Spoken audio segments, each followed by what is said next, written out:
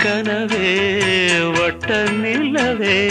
என்ன என்ன இன்பம் தரும் வண்ணம் வரும் கற்பனையே சாமி கிட்ட சொல்லி வச்சு சேர்ந்தது இந்த செல்ல கேடியே